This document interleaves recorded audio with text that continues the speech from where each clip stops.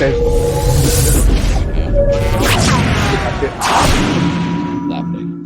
Oh, how are you doing? Not so bad. As I mentioned in the message to you a few minutes ago, done something special this morning, I think, which can only get better, which would be really nice. So, having a very positive time, apart from emptying my purse on lots of iron-related things for the gym, but a very positive time in terms of training during lockdown and during the virus. So far, so good. And yeah, today was a good day. Well, it's a big lift. The If I, if full inch. yeah, if that tidies up, that could end up being something very special. A part of the conversation I posted online was that I'd had a chat with Lane Snook when you dropped off those Cambridge roll wheels this weekend, and we started to have those kind of next level conversations where you go, would it be possible if you could do this? So the conversation essentially was the normal hang type grip for a clean with an inch dumbbell is really difficult, as in we know it's really difficult just to pick the bloody thing off the floor. Absolutely. Yeah, the hang clean position, that's really hard. But a hammer grip clean might be so there. So this morning it was like, do you know what? I had this chat with Lane. Let's try it with a strap. Up it goes. Me gets very excited. So let's try it without a strap and get even more excited. Just to clarify, with the inch dumbbell, the one you're using, is that the same diameter as the baby inch on the handle, and it's just the bells at each end that are the big side? Essentially, the strength shop one differs from the original and of the very high quality inch replicas in that the handle length is longer between the globes. I think of the original inch, which I have had a go of, the actual inch, the actual heavyweight inch, I was able to wedge my hand, and it was a tiny fraction of a gap with my hand wedged in between the globes. So the strength shop one has, for some bizarre reason, flattens bottom part of the globes. The handle diameter should be more or less the same, but the length of the handle between the globes is longer, and the actual globes themselves are a fractional smaller. But it still comes out to 78 kilos, and it still comes out to 172 pounds. I think, given this, having a good day, that if I could actually get hands-on with a high-quality replica or even the original inch, that I could probably do what I did this morning on that as well. It's that good of a day, so that's nice. Yeah, that's good. I the baby inch that I had, I got from Rob Frampton originally, and I sold that to a guy who was a collector down in down south. Southwest England, but he had a full range of all the different makes and sizes and shapes and everything. So I think he had a full-on, good quality full inch replica. Rob's inch, the baby inch, as you said, was, I believe, one of the ones that Nick McKinless arranged to import, and you know that there's a backstory to that as well, with me unloading him from the lorry and being bloodied and running up and down and shouting at the driver like a maniac. The long of which was there was the 53. The 78, what we called the Queen, which was the 97, and of course at the time I had a Millennium. So as you said, then I think the three different ones, the baby, the inch replica, and the Queen, as we called it, all came from Heavy Grip Tools, which was a German company that were making them in Thailand or something. Yeah. And they came over in a huge 1,000-kilo crate on the back of this truck, annoyingly 500-kilo tail lift. So they had to come out of the big crate in smaller crates with like tiny bits to get your fingertips on, and it was horrendous, and that ended up being an interesting conversation with me rapping on drivers' windows going, who tooted their bloody horn, and the blood dripping off my hand. Yeah, I bet it was horrendous, just unloading them, never mind playing around with them later on. But yeah, you start having those kind of conversations. So as I said, this morning's very good, and bench has gone back up to the numbers it used to be in the old days, which is fantastic at my age. The inch thing this morning was just, let's see what the hell can be done, and of course we're having the open-ended next level of removing the inhibitions kind of conversation at the weekend when you start to say what can be done. So that's fun, just from a pure strength point of view. You've got a full-on gym now downstairs by the looks of things, or wherever it is. I was just about to say, the amount of money I have spent, way more than I've earned, just the money in the bank, on grip stuff. I've got some dumbbells coming tomorrow, and I even brought a second-hand Giant Slide weightlifting belt this morning. As one of the kids said, you're like a kid in a sweet shop, which is very true. But of all the things that you and I would enjoy, which, funny enough, me and you said won't be a topic of conversation, I think you've got the Zuvas gym backdrop there, saying I'm kind of having the dream home gym at the minute, sort of winning the lottery, and it's probably never been as better, as well equipped as it is right now here. and even to some lesser degree, as well equipped as it has been, even when we had the gym in the warehouse in the past. Okay. Although there's the Atlas stones and logs and whatever there, so we had some crazy stuff there. But this is in my house or where I live, my Yes. home. It's mental, isn't it? Yeah, that's pretty severe now. I What was you'd going to want. I was going to ask you regarding gym because, of course, at some point in time, you've owned the gym that you had in Spain. I had the gym. Yeah, it's Portugal. It was. Yeah, I had the gym over in Portugal. Then I had the gym that you came to and visited. Yeah. The warehouse, and then we had to move one time up. So we ended up moving up the road a little bit and had the gym there. And then now I'm personal training back in a gym in a normal pure gym. But the thing I was going to ask you was there's a possibility at some point in the future that I might see if I could get PTs to use mine. I've had a few lads during lockdown. That should change back to when gyms open up again, and I fully expect it to. So regardless of whether anybody uses it or doesn't, or it goes commercial or it doesn't, I've still got it. It's still here. Equipment's still going to get used. I'll just train less frequently where I normally train, but I will still go to a normal gym. I was going to say to you, the kind of gyms that we like, including as per the one in the photograph there, the backdrop, these kind of gyms, which are our kind of gyms to train in, and the kind of gyms that we want to own, are not the kind of gyms that make serious money. They're more of a passion, and something that we enjoy, rather than trying to. You're not gonna make your fortune out of the kind of gyms that we like. No. Here, for example, the guys have been chipping a few quid here and there, and I've spent probably on one piece of equipment more than they've put in the last few weeks when they've been throwing as generous as some of them have been, more money in a day than they've put in the last 10 weeks in the job. Yeah, I know exactly what you mean. Yeah, I'm doing it because it gives me a certain degree of pleasure. And I said the gyms, you've been in the gym business, so how difficult has it been for you with a commercial gym and fitness orientated, still having some things, as because I played on some of your toys. Yeah. The one in this country, it's very, very difficult to make those gyms run to a commercial on a commercial basis and make proper money from it. Very difficult. It was. I mean, it was really difficult when we had the one you came to visit, which was it was actually an old print works and stuff, paint all over the walls and everything. In love with it. Yeah. That was tougher because I had my dream and I was quite strict, as you remember, with how it was operated and how it was run. Yeah. When we moved further up, we had to ease that down a little bit, and we introduced more Olympic lifting, more still keeping the little niche markets, but a little bit broader range of niche markets. And we had a CrossFitter that used to come in, and all these other sort of areas that we are Indian clubs, and still little niches, but things that were a little bit off the wall. We had a bit more kettlebell work done. Chris Pill, that's based up in Street Asylum now. Yep. He was kettlebelling, and we had all his kits there for a while, and we did a lot of kettlebell work and that sort of stuff. So, it is tough, but if you want to, again, even with the personal training that I do, it's still a passion as opposed to just earning an income. The way that I've looked at it from what we used to do in the warehouse in Gloucester and in here is, unfortunately, from via pension and savings from a man of my age, and even the day job, is that because I don't have a mortgage here, I'm reminded of having a conversation with Alan Collins about this the other day, and essentially Alan says that he doesn't have a mortgage on a property he has a gym in down on the south coast. All the gym equipment he's ever bought in there has been bought for cash, whether it's 400, 500,000, whatever else. At some point, he got to the point where he was given a certain amount of equipment because they would want, like Gold's Gym in the States in Venice Beach, equipment was given. We'd like to try this out. You're doing a powerlifting competition. Would you want to buy our latest powerlifting bar? And of course, you and I would know that these things can now cost us £800, £900 or £1,000 plus. Plus, yeah. That's been to him. When I was making my name, so to speak, in the gripper community and doing grip competitions, I got sent grip equipment to try and grip. I had a much bigger collection then than I've got now, and the grippers and stuff would come. So that was a kind of, because again, we weren't making our fortune, we wasn't becoming rich on the basis, but these things cost £20, £40, whatever else, and you end up. I think I had about 40 grippers, and I probably only paid for half of them.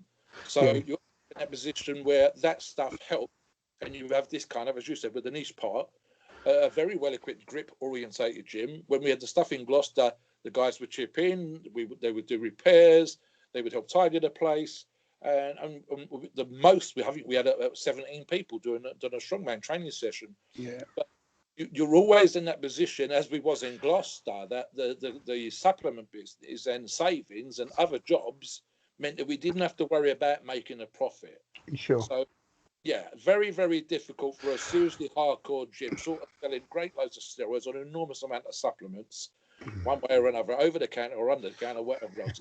Hardcore gyms, if they pay their bills, you're doing well. If you get a salary out of it, you're doing well. To actually make any money, very, very rare. And the only thing I'd think of on that particular topic was watching the owner of Metroflex Arlington, Texas, Brian Dobson, talking this week in an RX Muscle video where he said they don't even have a franchise. What they started doing is licensing use of the name, but they still require the gyms to have a certain feel about them, you have proper bars in them, have dumbbells a certain weight, but they don't part own. It's not a franchise. It's just a license of the use of the name. And I think even because of lockdown, they've actually cleaned some of the cobwebs out of it and up the ladies' toilet. So it's come even less. That's a good thing. Build a rough and ready gym with 40-year-old pieces of equipment, a bit like mine, and other bits and bobs. And it's not crazy amounts of money. So he again, I think Brian has always done it as much of a passion as it has been for a salary. And I don't think Brian's ever been rich, but he's certainly been able to license the name and have that go worldwide. Yeah. I think it's up to something like 40 licenses across the United States and hopefully Europe or wherever. Yeah. Well, I train on a Saturday now up at Norton's gym up in Welwyn Garden City, which is one of those gyms where he's bought the kit for the passion for it. He still makes a business out of it, but he's got all the Nautilus kit and things. It's amazing stuff. But I don't know what's happening during lockdown because it's so crammed full of kit. We're not going to be able to social distance there, when we come back to it. We were doing stuff. I don't know about you. One of the things we were doing at Powerhouse, the other gym I train at with Gareth Parkman, is very supportive of the stuff that I do there. And I've got a few pieces of mine. A couple of the other lads have got pieces of kit there. Us specifically, and Gareth's amazingly supportive. We were already doing the wipe down and the antiviral stuff. The suggestion at the minute seems to be, as you said, with the social distancing, that you book slots and you'll limit the number of people in the gym. So the crowded times of 5 o'clock in the afternoon onwards, which is normally the busiest time for a commercial gym, is going to be 8 people max. And even if you take more than an hour, then you'll hourly slot, so you have to book 2 hours or an hour and a half or whatever else, but you'll book a slot. Because as we know, if we can go to the supermarket, if we can have people sitting on the beach doing stupid stuff, we can have people protesting, and even the rules in America allow, I think, 100 to protest. Yeah, well, we with our gym at the moment, the pure gym that I work at, you've seen the stuff on social media at the moment with all the opening. That's actually the gym I work out of. So I put all the tape around all the machines and everything that's going through. But that's a very, very, very big gym, and it's got a lot of open space, and they reckon they can probably manage around 140 people at any one time and maintaining social distance through the lot. But it will probably be a lot less than that to maintain it. But that's in a very, very big, very open space gym. Did you see the meme, or it might have been a little video this weekend? And I think, that was it. Yeah, it was a slightly tongue-in-cheek video that I saw, I think it was Saturday. And it's got 2 bros in the gym. And one of them's bench pressing. And the weight's quite a little bit heavier than you think it is, and it slowly comes down to his chest. And he's going, "Bro, help me, bro, help me." And the other bro's going, "Yeah, but I've got 2 meters, man, 2 meters." Like this. It is going to happen like that. It's unfortunate, but it's so true that that's going to be the way it goes. But yeah.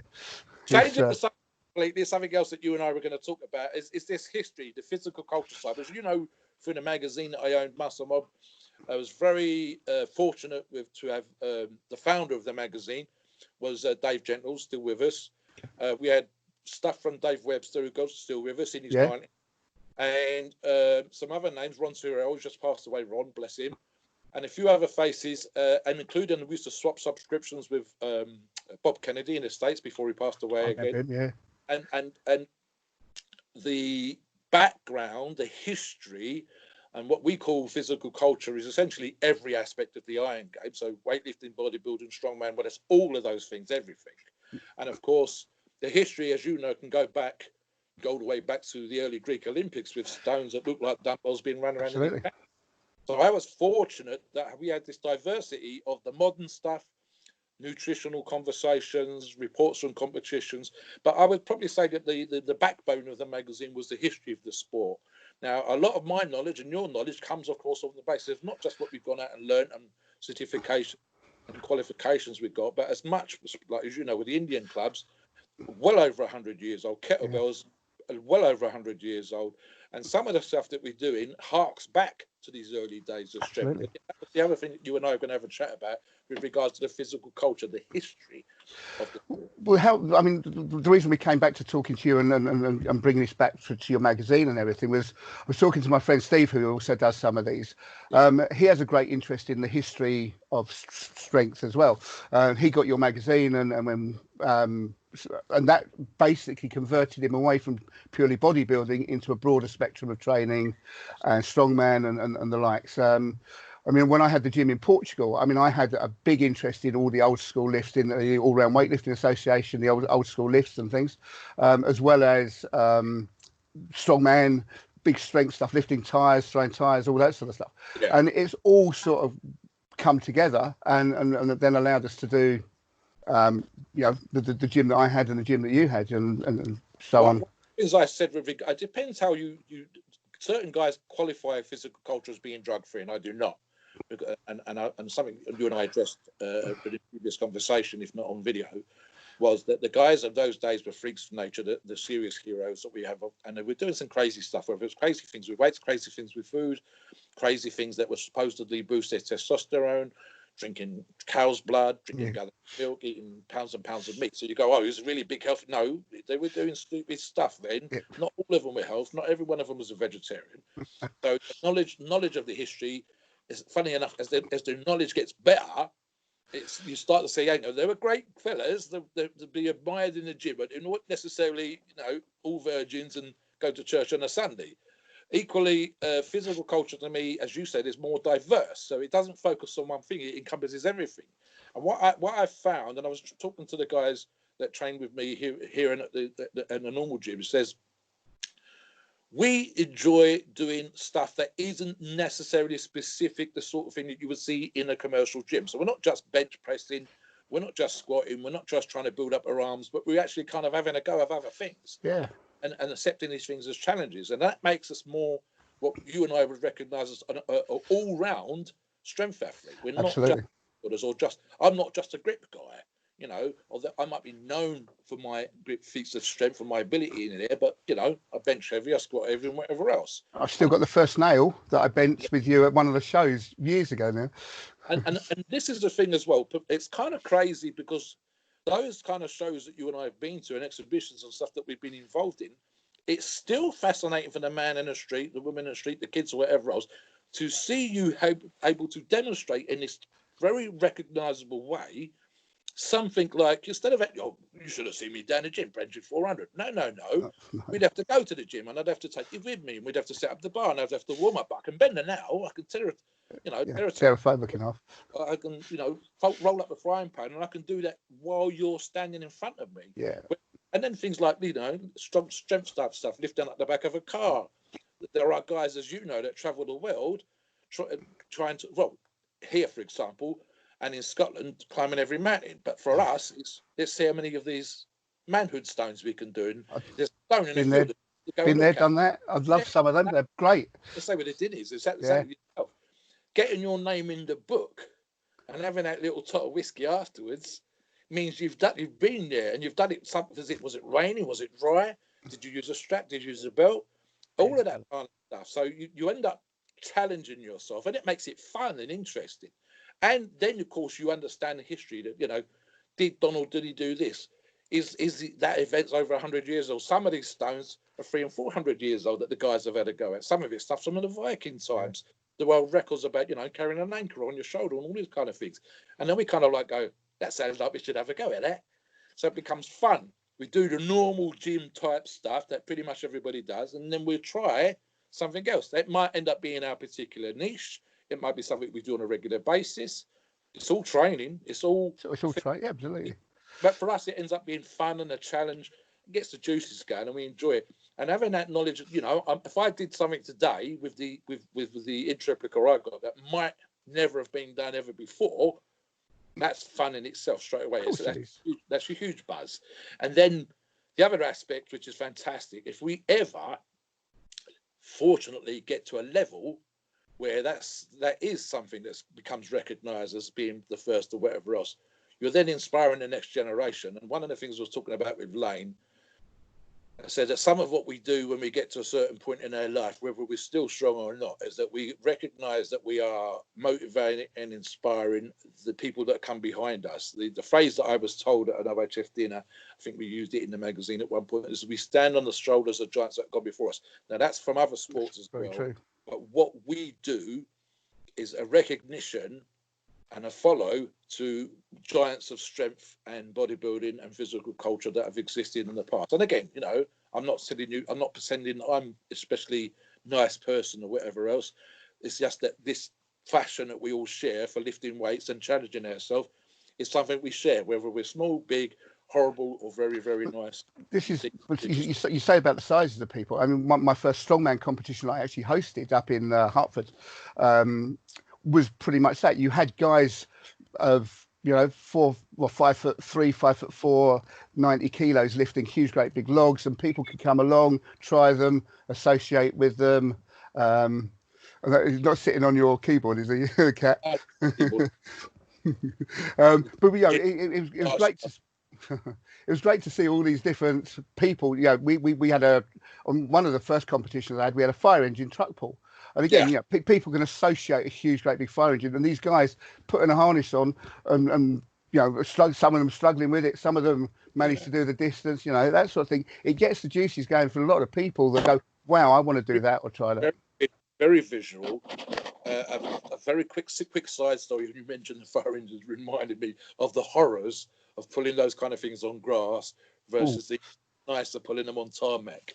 So we did an event at a school, some sort of fate in Gloucester, and we was all doing a strongman training. Laurent Charlet was with us, was already competing to a high level, and the people that were running the thing said, would you like to come and have a go and do some stuff? And there's a fire engine there, and it was a fire safety tent that went around all the schools and different events, talked about fire safety. So we said, yeah, it'd be great. So we get there, and it's on grass, and there was a very nice fire lady driving, and I think it ended up with 7 of us trying to pull this thing on grass, all at the same time. There's a video somewhere with kids behind it pushing, and it's only because the kids were pushing that we got it to move. It was horrendous. And then we took it out to the tarmac area, and it was a lot easier. We was all doing time. So the difference between grass and tarmac with 7-ton tender or whatever it was unbelievable. My calves were cramping. The guys were like, what the hell was it? Can't it move? It was crazy. On tarmac, we was all doing it arm over arm. Yeah. The harness on a lot easier, enormously. Concrete or tarmac, highly recommended with those kind of things. Grass, definitely. I think one of the first competitions I went to watch when I came back from Portugal was a transit van loaded with tyres in the back of it on grass. And the amount of people that struggled with that, you could push it all day long on the road. It was nothing, but on grass, the guys were struggling with it. It might have been a sit down arm over arm, but whichever way it was a really, really tough event. One of the competitions I think my old business partner Mike went to was they on some sort of track, and the vehicle it was only a transit laden down. It might have been the same thing. I don't know. It was it was over a sand pit, and your feet were going into the sand, not onto the track, and it was honestly they couldn't. They didn't. None of them had the right shoes. Trying to pull it on sand, it was all of 2.5, 3 tons, whatever. And it was quite by far the worst thing he'd ever done. And I think he did another event probably in the same year or so, where he did arm over arm with a 3-ton stretch limousine, and at the time it was some kind of record because the thing positively flew. It looked like someone had switched on and was driving it. It was going quick. So the traction, the location, the conditions, wet, damp, sand, grit, dirt, whatever, made a huge difference. But again, the reason why they've done this stuff in competition is because it's visual. That must be heavy. That's laden with whatever else. Look at the size of the fire engine. It's got the water on board. We've seen, as you know, in strongman competitions, crazy stuff done. I believe something like a tank transport was done at one point. We know that in World's Strongest Man, they've pulled planes. And boats. So there was a boaty one, wasn't there? Stuff, yeah. One of my favourite ones, which I think was the Britain's strongest man down at Mining, was when they did the carriages of the trains on the track. Not Yeah, big, but smaller carriage. I think it was 70 tons or something very crazy. But again, the ladder was fixed to the railway in between yeah, the track itself, and they were able to sort of climb up the ladder yeah. horizontally and pull 70 tons because That's of it perfectly that's level. one truck pull type event I've always wanted to do as a train on a Yeah, track. Is there yeah, something about that one? It's just a little bit different from everything else. You know, I yeah, pull fire engines and lorries and yeah. coaches, things, but The that is the one thing. It's unbelievably visual. Some of the objects can be absolutely bloody enormous. As you said, with a transit van in the wrong conditions has been horrendous. And then we're thinking about that, excuse me, mental shift to a 70-ton train Yeah, on a track. yeah. Oh, in fact, my wife. We're the Uh, same level there or thereabouts. in fact, my wife actually puts a video up quite often of her pulling an 11-ton truck Yes. that we were down at Terry Holland's gym, and she had a harness on. We made her go first, and she's there with a rope and stuff, and she pulled it, and that obviously everyone else had to do it. You I know? went Wales the strongest man. Funny enough, Terry was there for this, and the gist of it might have been Wales, it might be somewhere else. And the gist of it was they'd had some sort of one of these, the slightly higher off the ground army trucks, Yeah, probably like a 6-wheeler or an 8-wheeler or something ridiculous. And guys were moving it 3 meters and 5 meters and whatever else. And at some point, Terry had been there as a referee or something to do with the show, but hadn't competed, wasn't there for that. He put the harness on and managed to go from one end of the track to the other end just to show that it could be done. yeah, But yeah, even he turned around and said afterwards, yeah, that was particularly horrible. I think it was just with the gearing and the inertia that needed to be overcome, and the guys were struggling just to overcome the inertia. Never mind do any kind of distance in the time, 75 seconds or whatever was allowed. So yeah, and again, that's the visual stuff. We know in old time strongmen was that they would do stuff with horses. There are images that we've seen on the internet with the stuff of grand pianos and yeah, blokes all sitting on a piece of wood and a car driving over and all that kind of stuff. So yeah, they appreciated then, and we appreciate now purely from the grabbing the audience's attention. Never mind the actual feat of strength itself, but getting the audience's attention. I think what was one of the ones that guy, this was like 2 blokes on a bike in his teeth, or another one they had like some sort of small cannon. They yeah, would, and all the neck harness stuff and the teeth lifts and all this kind of stuff. You find something that is seriously heavy anyway, but if you did it with just weightlifting plates on the bar, only you and I would know what that really means. yeah. But when you start doing it with a baby piano or a grand piano or a small car or whatever else, what was the fella that was doing it years ago with, was it like milk crates or something on his head? Yes, in fact, he was the first guy I saw that actually got me interested in strongman per se. And he used to balance loads of them and have Yeah, 2 lots in his arms and 40 or 50 milk crates. And everyone knows what a milk crate is and how difficult it is. And that's what got people going. They're all sitting there applauding him, yeah, it was crazy. It was one of the ones I did in terms of a feat of strength, which was actually with special bar and weights and whatever else, was the one-hand lift. But I believe the precursor for that had been, apart from stuff they'd done, I think Arnold Schwarzenegger did something very similar with the stones that they would use to weigh crops. Stuff would come in on the back of a cart, and they had to know what the cart weight was, and then it was laden with the bags of grain. So to weigh this on a weigh bridge, they would use these big punds, not pounds, punds, and there were specific stones that were specific weight with yeah, some sort of up. So Arnold, I believe, in his education of a bodybuilder, talks about doing a deadlift. And in reality, it was a one-hand lift with one of these pund weights that would go onto a platform to balance off the cart and the grain or wherever else. And um, in more modern times, before we started having a go at this in competition, although we haven't done it for a few years, that what it was a setup of a company that made breeze blocks. And they had a huge frame with the breeze blocks still stacked on board, 8 pounds or whatever they weigh. And you stood on the top and you lifted it a very short distance, whether it was 2-hand lift or 1-hand lift, yeah, with these breeze blocks. But of course, it looks amazing because it's essentially a pallet laden with God knows how many hundreds of kilograms of these breeze blocks, which is great for the cement company that's made them, the breeze block company.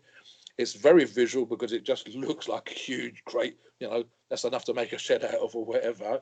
And there you are lifting up with 1 or 2 hands or whatever else. So it became that kind of thing. I think one of the things on that was the hip and fire yeah, with it was doing 2,000 plus pounds and all that kind of. yeah. Yeah, I mean, it gets that actually becomes visual again, even if it's just like 50, 20 kilogram plates or whatever. It But just goes, this is the thing. If you look at like the All Round Weightlifting Association stuff, they do the lifts, but they do it with a barbell and a chain. In strongman, you can do exactly the same lift, but make it look so much more impressive. And still, they're still the same lift basically, but it looks there, and that gets again the juices flowing from people as well, which is what I like. I found when we're doing the demonstration type stuff, you're doing stuff that can be in the house. One of the records, I believe, for and a Big Z have got done for the Guinness World Record thing was throwing a washing machine. Oh, really? Yeah, they both Good. a record in this particular episode, but one of the records was throwing a washing machine, and I believe they've taken the lump of concrete out the bottom that's floating across the floor, so it was still 70 something kilograms, and they were essentially throwing it, I don't know, 5 or 6 meters or something like this. But it was because it's something you have in your house, and it's something that you knew was a bugger to get in the house because it was heavy with the lump of concrete, and then get into your kitchen, and it was a sod to get through the doorway. It must be heavy. So it became a record or a feat of strength or whatever, simply on the basis of people have this stuff. It's got to be heavy. Yeah. So yeah, that kind of thing became a visual thing. TV, especially Transworld International, when they would do World's Strongest Man, they said it's great with the bars, lads, but we want to capture we wanted the audience, every single person that's going to watch this, which is all over the world under licensing deals, whether it's Japan, China, or wherever else. We want every person in every country to be able to see this without translation and understand it's something heavy. And we can do that whether it's a refrigerator on your back or throwing a washing machine or, doing something visual. For example, the giant barbells they've used in some competitions and whatever. All of this has come, of course, from some of the feats of strength that the old fellas were doing and replicating all those years ago. Well, like I said, whether it's the grip thing, when you hold the thing and you've got 2 horses on each one, or 2 motorbikes, or a plane, or little cars, all this kind of stuff. So as a feat of strength, as a form of showmanship, and of course as a way of the audience recognising, I know what a horse weighs. I've got horses on my farm, and he's holding 4 horses. Yeah. How the hell is he doing that without, ripping his biceps off or whatever? Absolutely. So, visual as much as also a recognised feat of strength and stuff like that. Yeah. So yeah. That's good. So I mean, you obviously started the gym in Gloucester. Did you start the gym because of strongman, or was it just the strongman tended to flow, or was it just an interest in physical culture before that? Something that Dean mentioned in a video I did yesterday was Area 51, which just preceded my knowledge at the time. I'd come from more the grip side of things, and the business was in Gloucester, so we was in we had the opportunity. So what happened was that Area 51 closed about the same time. They started to have nowhere to go. Now, when I first arrived in Gloucester, I'd actually rang up. I arrived on a Friday, and on Monday, I'm ringing around to find a gym to go training. Like you do. Get on with priorities. Put the kettle on, make sure the electricity is working, find a gym in that order, sort of thing. Unpack later. So that happened for probably about 18 months, and we had a unit at that time outside for the business outside of Gloucester City.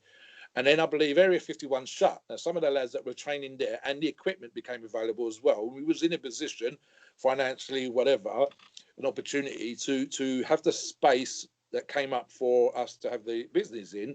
And at the same time, we realised pretty much straight away that the business as it was at the time, the way consortium, we're not going to fill this warehouse up. So we can have this part of the warehouse for the protein powders and the rest. And the rest we can have some equipment which we already own, some equipment that had been stored elsewhere that had been acquired from Area 51, and other bits and bobs. And because of the lack of facilities across the nation, you literally at that time, you could probably only had about 5 or 6 places in the country that you could train in for strongman. I believe the place had a curtain-sided truck in a truck yard, and they would literally have to unload the truck onto the floor to lift the weights on a Saturday morning. You had Strength Tech with Rob Frampton and a few other places where some of this kit existed, but it were less than 2 handfuls in terms of 7 or 8 places in the whole country. Well, to be fair, even when I first came over here, came back over here rather, there were very few places to do that sort of stuff, which is why we were particularly well suited to that. Just a space. Well, I travelled down to Rob's, and we travelled down to the thing. Terry used to have I can't remember, it's an underground layaway arch, or it was some sort of lockup, Oh, and I think we went did. I think we did a competition. It was like a storage unit and yeah, a flyover, yeah, and I had to go down and help Big Lenny unload some of the kit into the from that unit onto the back of a truck, and we took it down to an event that I did an exhibition at, which was held in an open air shopping centre. And as I've reminded people, the loading and unloading of this strongman kit, and if you're doing the resetting of strongman kit, is quite by far the most tiring day I've ever had, or right up there, because you're doing multiple times what the strongmen are only doing once, even if just resetting the equipment and there's no time sort of limit or whatever else. you It, when you say that, my last gym was on the first floor, and we had a fire exit to take the weights down. The last competition I did in Hertfordshire, we had to take everything down there. We did I, the competition and took it all the way back up at the end of the day because we couldn't leave it anywhere. That even was loads of stuff in here in the most recent weeks. I did this thing where they got the stuff from Marketplace, the red pieces of kit that you've seen photographs of, and none of them is especially heavy. And the stack weights have been taken off, so you're really only dealing with the frames and the stack weights separately. But I think I spent the best part of 4 hours putting one piece of equipment together and had to go and have a lie down. that's your old age catching up with It's intense when you're training, but it wasn't quite as tiring or like real work moving and you. stuff. In setting up, breaking down, and loading for a strongman equipment. I did one at White